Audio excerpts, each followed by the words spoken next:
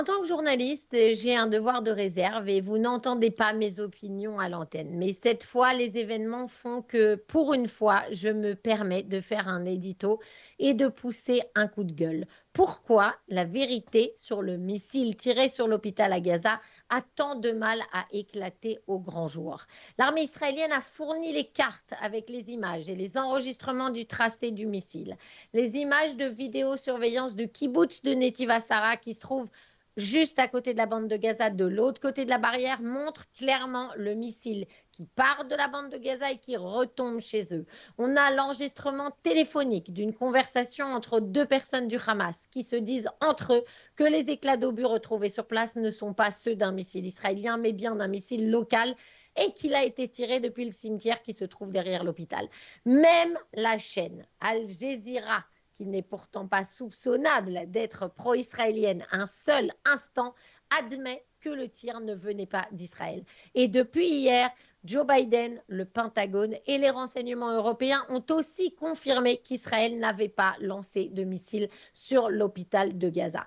Donc la question c'est pourquoi, alors que ce mensonge est tellement énorme, il passe quand même. Et la réponse, elle est assez atroce. C'est parce que ça n'est pas de l'information, c'est de la propagande pure et simple.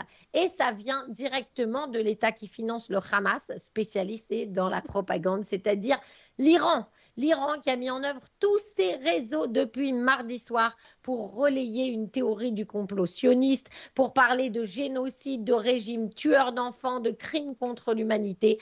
Un langage volontaire qui vise à déshumaniser Israël, qui bénéficie en ce moment, une fois n'est pas coutume, de soutiens internationaux.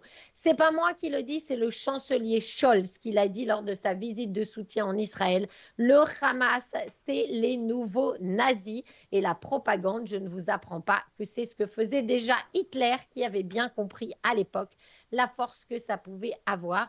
Et ça a marché au moins dans le monde arabe. Vous avez vu des manifestations en Turquie, en Iran, au Liban et dans d'autres pays.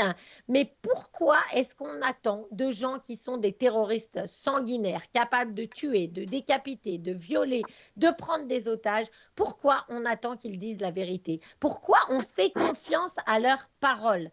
Arrêtons d'être angéliques, on mène ici une guerre de civilisation. Ces gens-là ne veulent pas juste la mort des Israéliens, ils veulent celle de tout l'Occident. Ils commencent juste par nous et ensuite, ça sera vous. Et la vérité, c'est que toute cette propagande, elle n'avait qu'un seul but, c'était de brouiller le message de Joe Biden qui était en Israël hier. Et tout le temps qu'on a passé dans le monde entier à parler de l'explosion à l'hôpital de Gaza, on n'a pas passé à parler des otages, on n'a pas passé à parler des horreurs perpétrées par le Hamas il y a 10 jours ou du soutien très fort de l'administration Biden à Israël.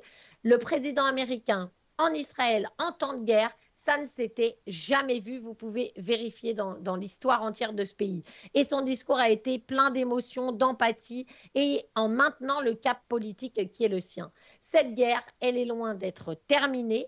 Et pour le Hamas, comme pour l'Iran, il faut trouver quelque chose pour nourrir la haine des masses, des opinions publiques arabes, qui, avec les accords d'Abraham ou peut-être avec la perspective de normalisation avec l'Arabie saoudite, commençaient à se dire qu'ils ne vivraient peut-être pas plus mal avec les Israéliens et sans la guerre. Et donc, le travail des terroristes, c'est d'empêcher les gens de penser par eux-mêmes. Mais il y a un moment où vous tous, qui êtes en Belgique, en France ou ailleurs, vous n'avez pas le même niveau d'éducation ou le même niveau d'information que les civils qui sont pris en otage par leurs dirigeants à Gaza, au Liban ou en Syrie. Et donc, c'est votre responsabilité aussi de combattre la terreur.